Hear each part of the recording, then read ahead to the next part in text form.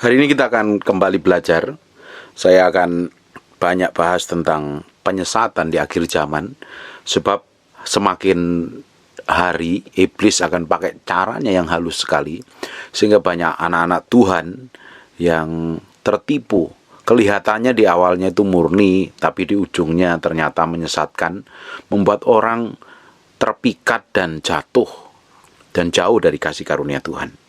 Buka sebentar di Lukas pasal yang ke-17 mulai ayat yang pertama mulai. Yesus berkata kepada murid-muridnya, tidak mungkin tidak akan ada penyesatan, tetapi celakalah orang yang mengadakannya. Pasti akan ada penyesatan di akhir zaman. Pasti, kalau Yesus ngomong pasti akan ada penyesatan, ya pasti itu akan terjadi. Yang jadi masalahnya kita ini bisa membedakan atau tidak. Kita ini harus diberikan kepekaan. Makanya saya sering kali ngomong berkali-kali, Bapak Ibu harus tahu firman, harus ngerti firman, harus memiliki hubungan pribadi dengan Tuhan, harus berdoa, dewasa di dalam Roh Kudus, dewasa di dalam Kristus, sehingga tahu membedakan mana yang benar, mana yang tidak.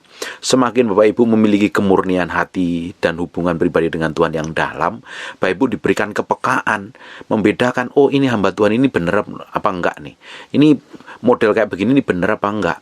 Kalau Bapak Ibu masih bayi, nggak ngerti apa-apa, tidak bisa membedakan mana yang baik, mana yang buruk. Dan kebanyakan orang Kristen yang disesatkan ini adalah mereka yang masih baru-baru, yang nggak ngerti kebenaran, nggak dewasa di dalam Kristus. Makanya Bapak Ibu, saya mau Bapak Ibu semakin hari semakin dewasa, matang, kenal Tuhan, ngalami Tuhan secara pribadi. Kalau orang ngalami Tuhan, kenal Tuhan, dia tahu persis ini. Kalau salah, dibilang salah, kalau benar, yang benar. Tanpa tedeng aling-aling, tidak ada yang ditutupin. Seseorang akan ketahuan kok di ujungnya murni apa tidak. Nah, Bapak Ibu itu harus tahu, karena akan ada penyesatan dan banyak orang akan disesatkan. Ayat yang kedua, adalah lebih baik baginya jika sebuah batu kilangan diikatkan pada lehernya, lalu ia dilemparkan ke dalam laut daripada menyesatkan salah satu orang yang lemah ini. Kerjaannya penyesat, dia akan cari orang yang lemah imannya, ditarik, dipikat begitu rupa, tujuannya untuk kepentingan dirinya sendiri. Saya tidak peduli itu baik itu pendeta besar atau pendeta nggak terkenal, tapi kalau hati nuraninya nggak murni, pasti akan tahu. Ujung-ujungnya pasti ditarik pada dirinya sendiri. Maka kalau ada orang ya suka nubuatan, suka dapat pernyataan roh, apapun namanya, dikit-dikit kata Tuhan, saya mendengar suara Tuhan, itu perlu dicek. Jangan-jangan itu bukan dari Tuhan, malah dari dirinya sendiri, menarik orang supaya dekat dengan dia, kenal dia, hormat dia, dan ngikut dia. Kalau jadi hamba Tuhan itu narik untuk orang ikut dengan dirinya, bukan semakin dekat dengan Tuhan, dapat dipastikan mereka sudah disesatkan. Makanya penyesatan ini ada di antara kita. Jangan bilang penyesatan, kalau iblis menyesatkan udah ketahuan kok. Tapi kalau asal sama anak Tuhan menyesatkan, ya tidak akan tahu, tapi ujung-ujungnya jauh daripada Tuhan. Nah, iblis itu pakai cara yang halus. Dia menyesatkan orang-orang yang lemah, menyesatkan orang-orang yang lemah. Makanya hamba Tuhan harus memiliki kemurnian hati. Kalau hamba Tuhan tidak memiliki kemurnian hati, mungkin loh di awalnya benar, tapi kalau hatinya nggak murni, lama-lama itu menyesatkan loh. Saya terima banyak konseling dengan berbagai macam kasus, dan yang paling mengerikan adalah ketika mereka disesatkan oleh para pemimpin-pemimpin yang narik dekat dengan dia, dan ujung-ujungnya adalah uang, keuntungan pribadi. Itu perlu sekali kita harus memiliki kepekaan yang tajam nih. Karena yang disesatkan adalah orang yang lemah. Jagalah dirimu, jikalau saudaramu berbuat dosa, tegurlah dia. Dan jikalau ia menyesal, ampunilah dia. Bahkan jikalau ia berbuat dosa terhadap engkau 7 kali sehari dan 7 kali ia kembali kepadamu dan berkata menyesal, engkau harus mengampuni dia. Ini penting sekali. Kita harus memiliki hati yang benar-benar murni, hati yang tulus. Harus menjaga hati kita begitu rupa. Jangan sampai ada kepahitan, jangan sampai ada dendam, jangan sampai ada sesuatu yang buruk, yang ujungnya setan bisa ambil keuntungan dalam diri kita. Sekarang kita buka di Kisah Para Rasul pasal yang perhatikan baik-baik, ini Kisah Para Rasul 20.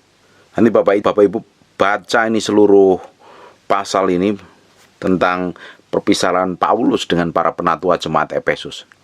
Apa yang dikatakan Paulus? Sangat powerful sekali ini. Di Kisah Para Rasul 20 ayat yang ke-28 mulai, Karena itu jagalah dirimu dan jagalah seluruh kawanan. Karena kamulah yang ditetapkan Roh Kudus menjadi penilai untuk mengembalakan jemaat yang diperolehnya dengan darah anaknya sendiri. Makanya kenapa sih kok kita ini harus bergereja lokal? Kenapa kok kita harus dimentorin? Kenapa kok harus dimuridkan? Supaya kita tidak disesatkan. Kalau kita nggak dimentorin ini, semua hamba Tuhan harus memiliki mentor. Kalau tidak, di jalan sendiri akan rusak, ngawur. Nggak ada, kalau salah nggak ada yang negur. Saya melihat orang-orang yang udah besar tanpa memiliki naungan, tanpa memiliki mentor di atasnya, ketika salah dia nggak ada yang negur dan merasa benar sendiri. Nah, kalau hamba Tuhan itu udah kelihatan besar, udah memiliki pengaruh, memiliki pengikut yang banyak, perkataannya, semua kata-katanya itu diikutin. Nah, tidak semua kata-kata itu benar kadangkali. Seringkali berasal dari dagingnya sendiri. Bisa mengatasnamakan Tuhan. Padahal perbuatan daging itu yang bahaya. Makanya perlu dimentorin, perlu gereja lokal. Supaya kita bisa dididik, diajarkan, diluruskan. Kita tahu mana yang benar dan mana yang tidak. Dengerin baik-baik ini. Ayat yang ke-29. Aku tahu bahwa sesudah aku pergi, serigala-serigala yang ganas akan masuk di tengah-tengah kamu dan tidak akan menyayangkan kawanan itu. Orang yang ambil keuntungan untuk dirinya sendiri, siapapun itu, mau pelayanan, mau jemaat biasa, kalau ngambil keuntungan dari sebuah pelayanan untuk dirinya sendiri, mereka akan disebut serigala-serigala yang ganas loh. Bisa ngomong firman biasanya karakternya itu begini nih, serigala-serigala ini. Dia merasa golongannya paling benar, gerejanya paling suci, paling dengar suara Tuhan, paling peka sendiri dan orang lain nggak peka, dan orang lain dianggap salah, gereja lain dianggap salah, dan dia yang paling berkenan di hadapan Tuhan. Kalau sudah ngomong seperti ini, tinggalkan buru-buru. Ini sudah penyesatan, siapapun namanya. Kalau sudah jelekin gereja lain dan dia merasa satu golongan sendiri yang benar, udah pasti ngawur ujungnya. Di ujungnya pasti akan ngawur. Saya sudah sering kali temuin. Dan saya beberapa kali konseling dengan orang-orang yang ikut aliran model seperti ini. Ya mereka baru sadar bahwa itu adalah penyesatan. Ujung-ujungnya pemimpinnya hanya berorientasi kepada uang. Dia akan nipu dengan tipu daya. Bahkan dia awalnya mungkin jadi hamba Tuhan murni, tapi karena dengan tipu daya, dengan kedagingan yang begitu kuat, dia bisa pakai okultisme untuk jerat orang, ngikat orang untuk jadi pengikutnya, supaya bisa dipelorotin, bisa dihabisin harta bendanya. Ya, orang-orang kayak begini adalah penyesatan yang serigala. Ini nggak peduli dengan orang. Dia nggak peduli keluarga itu boleh apa tidak, nggak peduli orang itu Kristen di dalam Kristus dewasa apa tidak, dia nggak peduli. Yang dipeduli adalah dia harus ngikutin saya, ngikutin aku, dan dia harus memberikan semua apa yang aku mau. Ini kalau ada pemimpin kayak begini nih, hati-hati, jangan diikutin. Makanya perlu sekali kita tuh dewasa di dalam Kristus. Serigala-serigala ini kelihatannya manis seperti domba yang halus, ngomong firman halus, tapi di dalamnya tuh jahatnya bukan main. Ini orang kayak begini biasanya ya, orang-orang kayak begini nih, orang yang tamak, yang serigala ini jadi pemimpin ini, gampang blacklist orang. Gampang sekali blacklist orang. Wow, jangan ini bahaya nih, sesat. Jangan ikut dia sesat nih. Jangan ikut ini, sesat nih. Gampang menyesatkan orang. Padahal tadi kita baca di kitab Lukas tadi, kalau ada orang bikin kesalahan datang kepada kamu, tetap diampuni. Nah, orang yang model merasa dirinya benar, merasa dirinya suci, merasa dirinya kudus ini, gampang blacklist orang, ngecap orang sesat, dan lain sebagainya, menjelekkan. Karena dia merasa dirinya wakil Tuhan sendiri di muka bumi ini. Orang kayak begini ini adalah serigala-serigala yang kejam. Saya nggak sebut namanya, karena satu etika, yang kedua ada undang-undang ITE. Ada orang-orang kayak begini loh, pemimpin-pemimpin kayak begini loh. Dia merasa hebat, merasa benar. Dan sebenarnya tujuannya adalah uang. Inti dari serigala-serigala ini adalah ketamakan dan uang. Lihat dari keluarganya, dari istrinya, dari apapun, dia akan mengendalikan seluruh aktivitas ibadah gereja dengan diam-diam sebenarnya untuk mengambil keuntungan secara pribadi. Bahkan dia akan memanfaatkan orang-orang kaya untuk menjadi pengikutnya, diberikan jabatan biasanya, dan orang kaya ini yang tulus, murni, polos, jadinya ikut tersesat. Lupa ngangkat orang kaya itu, suruh pelayanan boleh nggak? Ya boleh, nggak ada salah. Tapi yang jadi masalahnya ketika seorang hamba Tuhan ngangkat seorang yang kaya, diberikan jabatan padahal secara rohani belum mampu, belum mempunyai kapasitas, supaya diikat kaki dan tangannya tidak kemana-mana dan dia memberikan uang persembahannya ke gereja. Itu yang jahat. Banyak orang kaya yang harus pelayanan. Orang kaya yang hidup takut akan Tuhan dewasa banyak sekali. Makanya semua orang harus mengalami kedewasaan di dalam Kristus supaya tidak diambil keuntungan oleh serigala-serigala yang jahat ini dan tidak disesatkan. Sebab penyesatannya semakin hari semakin halus. Tapi di ujungnya akan kelihatan kelakuan, karakter, sikap, kebejatannya itu akan tahu. 30, bahkan di antara kamu sendiri akan muncul beberapa orang nih. Di antara kamu berarti di antara orang percaya, bisa di antara para hamba Tuhan, bahkan di antara kamu sendiri akan muncul beberapa orang yang dengan ajaran palsu berusaha menarik murid-murid di jalan yang benar dan supaya mereka mengikut mereka. Tujuannya untuk membesarkan kelompoknya dan golongan. Biasanya kalau orang ikut kelompok dan golongan ini menjadi orang-orang yang radikal, membela pemimpinnya luar biasa. Merasa pimpinnya diserang orang lain, dijelekkan orang lain, dibela begitu rupa karena dia ikut radikal, karena didoktrin, dididik begitu rupa. Bahkan ada hamba-hamba Tuhan yang real benar-benar ngambil keuntungan dari semua pelayanan untuk perutnya sendiri.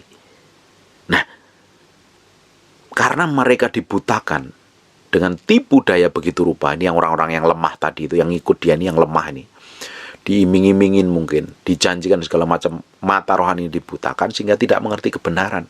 Kenapa sih kok ini bisa dibutakan? Kenapa sih kok ini bisa dipengaruhi? Kenapa sih kok ini bisa ngikut secara radikal begitu? Karena mereka adalah orang awalnya lemah, diajari, didoktrin begitu rupa. Makanya Bapak Ibu harus ngerti kebenaran, harus bertumbuh di dalam firman, harus memiliki kepekaan. Saya berdoa Bapak Ibu memiliki hubungan yang dalam dengan Tuhan, memiliki kepekaan yang tajam dengan Tuhan. Roh Kudus, kalau Roh Kudus itu bergaul, memiliki pergaulan dengan hidupmu, dan Roh Kudus akan memenuhi hidupmu, Dia akan berikan sinyal, Dia akan berikan peringatan ketika engkau terjerumus jatuh di dalam dosa. Tapi kalau enggak memiliki kedekatan dengan Tuhan, enggak memiliki hubungan pribadi dengan Tuhan, engkau biasa hidup ngawur dan sembarangan sembrono, bahkan enggak tahu kebenaran sama sekali. Ketika ada orang yang menyesatkan dengan berbagai cara, engkau akan ikut tipu dayanya dan hidupmu akan babak belur ujungnya. Ujungnya orang-orang seperti ini akan ditolak Tuhan. Makanya harus tahu kebenaran. Bapak Ibu harus dimuridkan, Bapak Ibu harus dimentorin. Bapak Ibu cari hamba-hamba Tuhan di sekitar lingkunganmu yang benar. Kalau engkau bergereja lokal yang benar, dicek tuh hamba Tuhanmu, pendetamu, gembalamu tuh mata duitan apa tidak.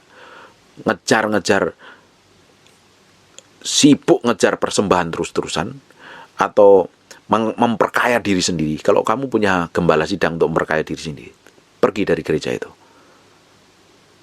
Cari hamba Tuhan yang murni.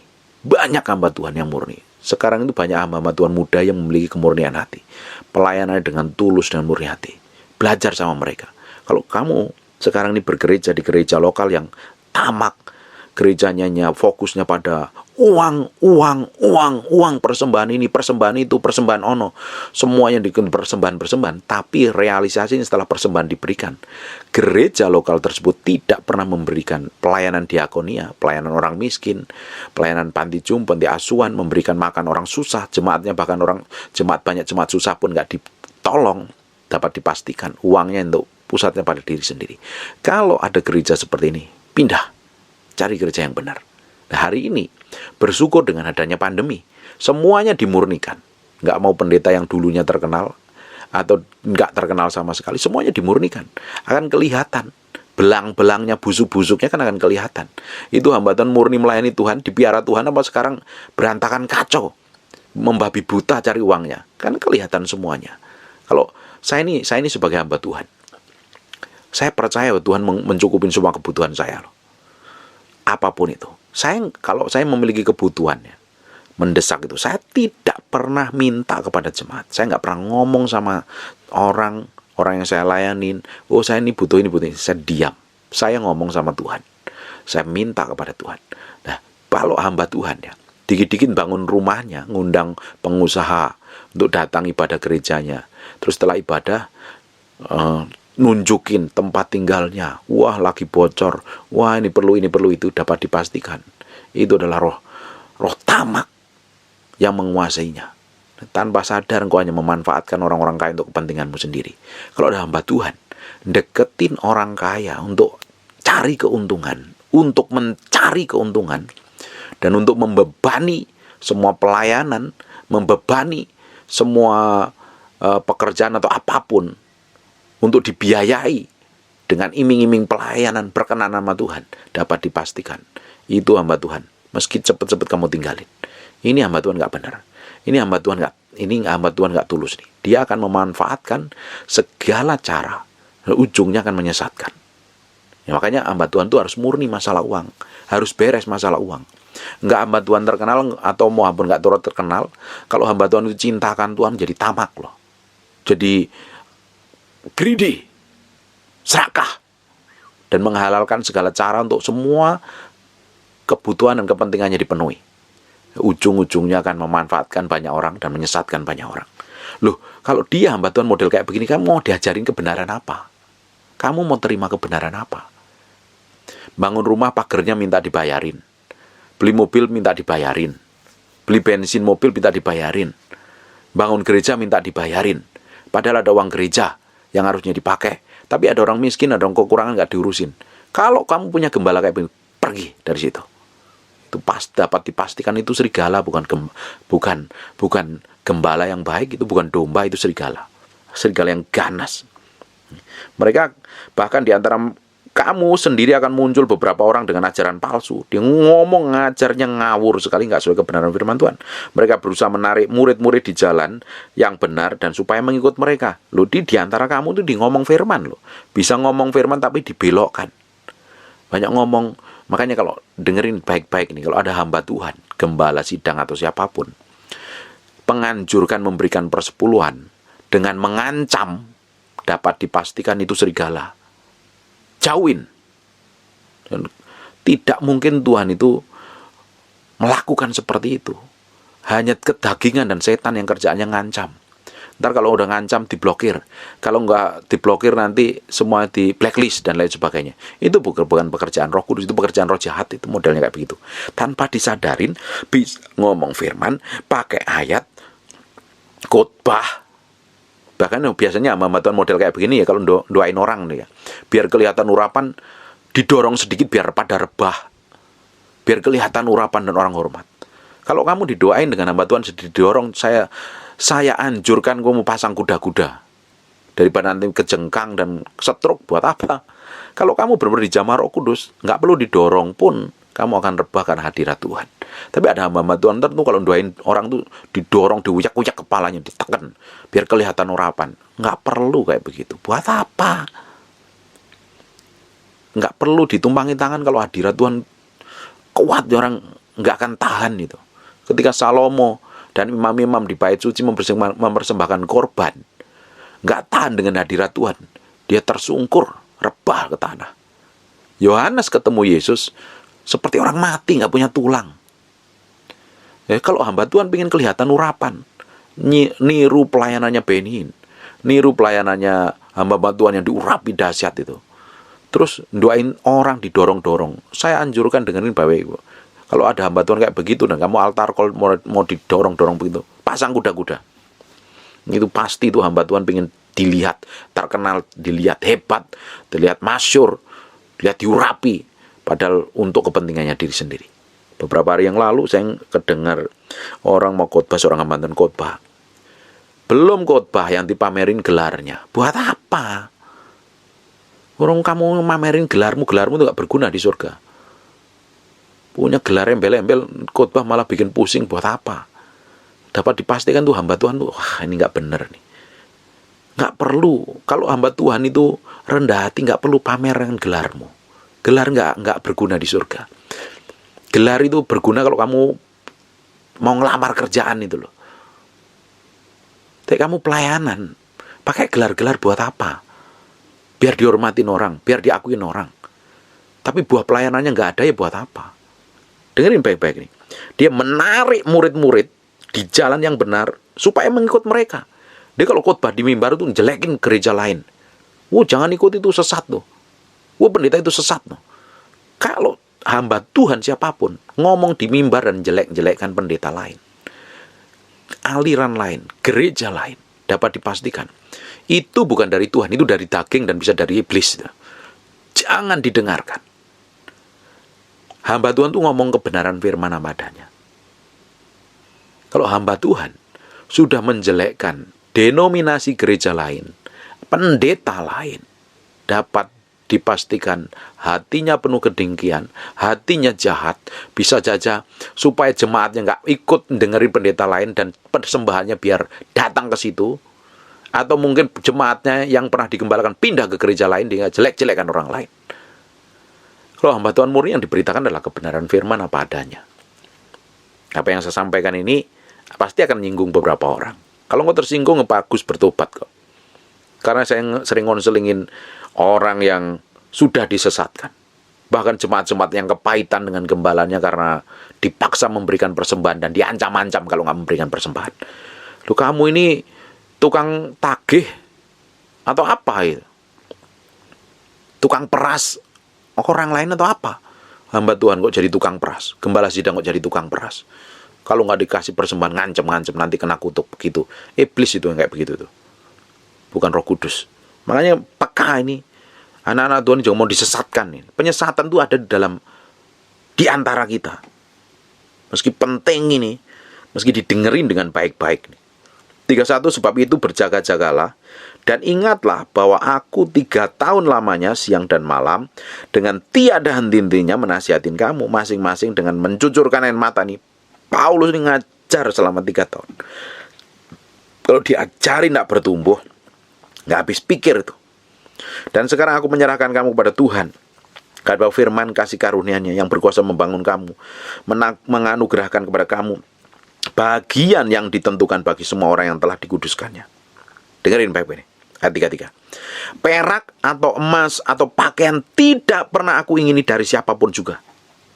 Paulus adalah hamba Tuhan yang murni. Dia nggak pernah pingin emas, dia nggak pingin pernah baju, nggak pingin pernah dapat upah. Dia murni. Tapi kalau hari ini engkau bergereja lokal dan gembalamu pingin uangmu, pingin sesuatu hartamu, dapat dipastikan dia tidak memiliki kemurnian hati. Mungkin awalnya benar, tapi tambah hari, tambah melenceng jauh. Kalau kamu ikutin, kamu akan dapat apa dari orang yang tamak dan serakah? Makanya saya berdoa Bapak Ibu, bersyukur ya nih gereja tutup nih. Gereja banyak tutup, orang pada ibadah online kan, tapi bisa dengerin pengajaran dari hamba Tuhan manapun. Itu kalau hari Minggu itu ya, ibadah online itu di YouTube, di Facebook, di media sosial manapun tuh ada. Bapak Ibu tinggal klik, bisa mendengarkan pengajaran yang macam-macam dari hamba Tuhan yang macam-macam, banyak yang bagus-bagus juga. Jadi selama ini bisa datang ke gereja dengan khotbah di gereja dan jarang dengerin khotbah pendeta lain. Puji syukur ada media sosial itu yang dipakai sebagai sarana untuk mendewasakan anak-anak Tuhan. Bayangin kalau nggak ada di media sosial, dipaksa dengerin khotbahnya gembala itu terus-terusan. Dan Bapak Ibu nggak pernah dengar pengajaran di hamba Tuhan yang murni. Padahal yang Bapak Ibu bergereja itu gembalanya tamak. Bapak Ibu bisa tersesat sampai kapanpun juga loh. Makanya bersyukur ada media sosial. Dipakai untuk sarana memberitakan Injil kebenaran untuk mendewasakan anak-anak Tuhan. Dengan cara pandang yang benar sesuai kerajaan Allah. Jadi saya berdoa, orang Kristen hari ini harus dewasa. Jangan mau dibodohin, jangan mau ditipu. Kalau engkau lemah imanmu, kamu akan mudah disesatkan. Diiming-imingi, dijanjikan hal yang konyol. Dijerat begitu rupa. Tidak boleh kemana-mana. Kalau ada gembala sidang, kamu bergereja lokal dan ketika kamu memiliki karunia mungkin mau dipakai Tuhan luar biasa dan kamu ditekan terus, dapat dipastikan gembalamu itu takut, tersaingi, dan dia pasti penuh kedagingan. Hamba Tuhan yang benar akan dorong semua umat Tuhan berjalan dalam menggenapi visi pribadinya. Semakin hebat, semakin powerful, semakin nama Tuhan dipermuliakan. Tapi kalau engkau ditekan-tekan, dijiret-jiret, dihadang-hadang, bahkan nggak boleh kemana-mana, diikat, dikasih jabatan. Sebenarnya dia bukan mau kamu, dia bukan mau hidupmu, bukan mau pelayanan, dia mau uangmu. Dengerin baik-baik ini. Meski peka ini, coba lihat masing-masing nih. Ya harus berjalan dalam kemurnian. Orang gereja kayak begitu bisa berkembang pesat loh, bisa. Orang dia mau mencoba nyenangkan semua orang dengan berbagai macam cara. Tapi di ujungnya kan ditolak Tuhan. Yang penting tuh hari ini kita harus menjadi orang yang suatu hari ketika menghadap Tuhan kita didapati berkenan di hadapan Tuhan. Paulus ngomong, perak atau emas atau pakaian tidak pernah aku ingin dari siapapun juga. Ini murni, ini hamba Tuhan murni ini kayak begini nih. Bukan ngarepin hidup dengan belas kasihan pemberian jemaat. Bertobat tuh para hamba Tuhan yang malas bekerja itu. Saya udah ngomong berkali-kali, saya ini hamba Tuhan yang kerja keras. Dagang. Nggak berdosa kok dagang. Kata siapa itu pengajaran? Dari mana kalau hamba Tuhan itu harus? Kalau kamu benar-benar pelayananmu gede banget ya. Pelayananmu gede dan sibuk ngurusin jemaat ya. Kamu full benar-benar melayani nggak apa-apa. Tapi kalau kamu jemaatmu 1-2 orang nggak bertumbuh dan keuanganmu babak belur, kamu jauh lebih baik bisnis loh. Kamu hidupmu lebih layak untuk bisa membiayain pekerjaan pelayanan Tuhan tanpa mengharapkan persembahan dari jemaat. Saya itu berdoa ya, pingin hamba-hamba Tuhan itu memiliki hikmat, pengertian, dan pengetahuan gitu loh. Jangan hidup melarat dengan mengharapkan persembahan. Kalau kamu melarat mengharapkan persembahan dari orang lain, apa yang bisa dipelajarin dari hidupmu? Kamu ngomong firman juga nggak perlu berkuasa kok. Kenapa sih hamba Tuhan itu melarat? Melarat itu tidak dosa sebenarnya. Tapi kalau hamba Tuhan hanya pelayanan tidak ada, khotbah juga jarang, diundang gereja lain nggak jarang, jemaat juga nggak banyak. Terus males gitu loh. Otaknya itu dipakai pikir sedikit untuk bikin usaha dan lain sebagainya. Kerja untuk menghasilkan uang sehingga pelayananmu itu bisa dibiayai tanpa mengharapkan belas kasihan orang lain. Karena saya sering temukan ya hamba Tuhan ini seringkali mengharapkan belas kasihan dari orang lain. Kamu setelah lahir baru dan terjun dalam pelayanan, otakmu kan nggak di surga, otakmu nempel di tempurung, dipakai mikir. Harusnya. Ayat 34, kamu sendiri tahu bahwa dengan tanganku sendiri aku bekerja untuk memenuhi keperluanku dan keperluan kawan-kawan seperjalananku. Paulus saja kerja kok. Dengerin baik-baik nih para hamba Tuhan yang malas-malas, dengerin. Paulus itu kerja untuk memenuhi keperluannya dan keperluan kawan-kawan seperjalanannya. Paulus ini bukan orang yang melarat, bukan orang yang malas. Dia kalau memenuhi keperluannya dan kawan-kawannya dia punya duit. Kenapa bisa duit? Dia bekerja. Nah kamu, jemaat nggak ada, pelayanan nggak ada, tapi malas kerja. Terus berdoa Tuhan kirim berkat dari surga. Pemalas kamu tuh. Otak masih nempel dipakai. Paulus yang dipercayakan nulis 3/4 perjanjian baru dikerja kok. Lu kamu dapat pengajaran kalau hamba Tuhan harus full timer tuh dari mana? Saya sampai hari ini kerja kok. Saya bertahun-tahun pelayanan tuh gak pernah ambil persembahan sama sekali. Bertahun-tahun di tahun 98 sampai tahun 2018 bisnis kita bangkrut, baru saya terima persembahan khotbah. Pertama kali persembahan saya terima itu kurang lebih 150.000 gitu. Dan itu saya bersyukurnya luar biasa. 2000 berapa itu? Beberapa tahun yang lalu. Terus mengharapkan persembahan, belas kasihan. Kalau kamu mengharapkan persembahan belas kasihan dari orang lain, pelayananmu tuh gak akan jadi berkat. Terus deketin orang kaya untuk minta uangnya. Ini saya benar-benar nih orang kesaksian ini ngomong terus terang sama saya. Ada sebuah gereja yang besar sekali, gembalanya juga orang top. Dia ngemis-ngemis sama orang kaya untuk memberkatin rumahnya, padahal rumahnya udah diberkati loh. Ngemis-ngemis diberkati karena rumahnya dibangun dengan nilai yang puluhan miliar. Buat apa coba kayak begitu? Deketin orang-orang kaya. Wih, padahal ini juga udah kaya, tapi deketin orang kaya untuk kepentingannya sendiri, buat apa? Makanya saya bilang, ketamakan itu bukan pada orang miskin saja. Orang kaya pun juga tamak kalau hatinya nggak murni di hadapan Tuhan. Ini para hamba Tuhan, engkau punya diberkati dengan jemaat gede atau belum jemaat gede pun, kalau hatimu nggak bersih di hadapan Tuhan, kau jadi orang yang tamak loh. bisa deketin orang kaya, seneng banget deketin orang kaya, untuk dapat persembahan, dapat belas kasihan. Kamu ini hamba Tuhan, yang gaji kamu Tuhan. Saya hamba Tuhan, yang gaji saya Tuhan. Tuhan bisa kirim siapapun, dan saya nggak pernah minta uang sama mereka. Kalau mereka benar-benar disuruh Tuhan berkati, ya anggap puji Tuhan. Kalau nggak disuruh, ya nggak masalah buat saya. Orang saya juga dapat berkat dari apa yang saya kerjakan hari ini kok. Jadi saya pelayanan itu bebas merdeka. Saya ngomong uang itu bebas merdeka. Karena saya nggak pernah minta persembahan kepada orang. Bahkan beberapa gereja kasih persembahan saya balikin malah. Karena saya tahu keuangan gerejanya lagi kurang baik. Saya bukan jadi hamba Tuhan yang tamak untuk kepentingan diri saya sendiri. Nah, saya dijagain, saya minta dijagain oleh orang-orang sekitar saya, didoain terus, memiliki kemurnian hati. Jangan sampai saya ini tamak. Saya berpikir, saya udah ngomong ini berkali-kali, kalau Bapak Ibu sering dengerin khotbah saya, pasti dengar apa yang saya katakan ini.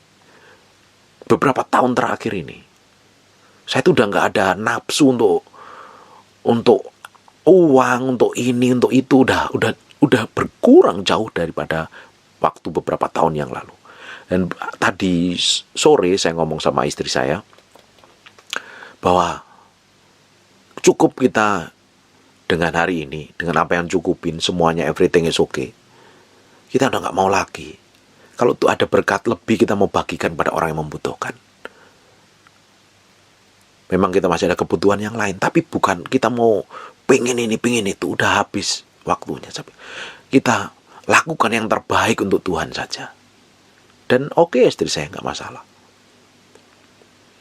Nggak perlu ngumpulin uang miliaran, ratusan miliar. Kalau kamu pengusaha memang harus jadi kaya, harus ngumpulin duit. Tapi kalau jadi hamba Tuhan, ngumpulin uang persembahan ratusan miliar dan diinvestasikan kepada investasi yang bodong, itu namanya ngawur dan sesat. Apalagi ngumpulin uang persembahan. Ini persembahan, itu persembahan yang macam-macam. Ternyata harusnya persembahan itu dibagikan untuk diakonia, untuk pelayanan orang-orang yang miskin dan orang yang kekurangan, jemaat yang melarat dan kekurangan. Tapi ternyata dimasukin kantong pribadi. Itulah sebenarnya tanpa disadarin yang menyesatkan.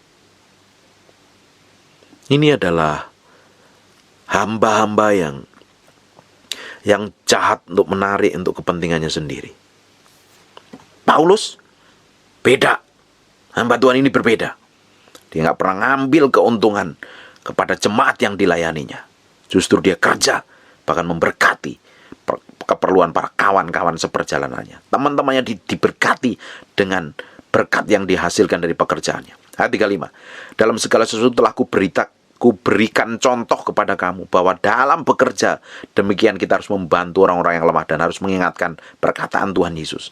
Sebab ia sendiri telah mengatakan, adalah lebih berbahagia memberi daripada menerima. Gereja banyak ngomong begini, ayo kita menabur. Gembalanya seringkali ngomong menabur. Terus dibalikin, gembala itu seringkali menabur untuk jemaat yang melarat atau enggak? Benar nggak uang kas gereja mau dikosongin untuk memberikan makan orang-orang yang susah dan kekurangan pada masa pandemi seperti ini? Kalau tidak, dia hanya nuntut kepada jemaat untuk kepentingannya. Dan jemaat perlu kebutuhan tidak pernah diingatkan. Saya itu dengan mata kepala saya sendiri saya lihat nih. Saya nggak mau merendahkan, menjelekkan atau menghakimi atau apapun juga. Ini sebagai pelajaran penting. Kalau ada hamba Tuhan ya, bangun itu pakai uang jemaat. Tapi ketika ada jemaat yang butuh kekurangan, bahkan menderita, dicuekin, diabaikan, dia adalah bukan gembala yang baik loh. Dia hanya pakai ayat firman Tuhan hanya untuk memuaskan hawa nafsunya, kepentingan perutnya sendiri. Jangan bergereja, jangan mau dididik, diajarin, dengerin khotbah pun kalau perlu nggak usah. Karena itu tamak. Ada roh ketamakan dalam dirinya. Ya, kamu belajar sama orang begini, roh tamaknya transfer ke kamu nanti. Jauhin orang-orang model kayak begini. Sesudah mengucapkan kata-kata itu, Paulus berlutut dan berdoa bersama-sama dengan mereka semuanya. Ayat 37, maka menangislah mereka semua tersedu-sedu, dan sambil memeluk Paulus mereka berulang-ulang mencium dia. Kehilangan banget ini. Ini pemimpin yang benar-benar gembala, yang benar-benar dikasihi jemaatnya ini. Ada sesuatu hubungan yang dalam ini jemaat-jemaatnya. Sampai penangis tersedu-sedu, takut kehilangan pemimpin yang hebat seperti ini. Mereka sangat berduka cita, terlebih-lebih karena ia katakan bahwa mereka tidak akan melihat mukanya lagi. Lalu mereka mengantar dia ke kapal. Ada rasa kehilangan.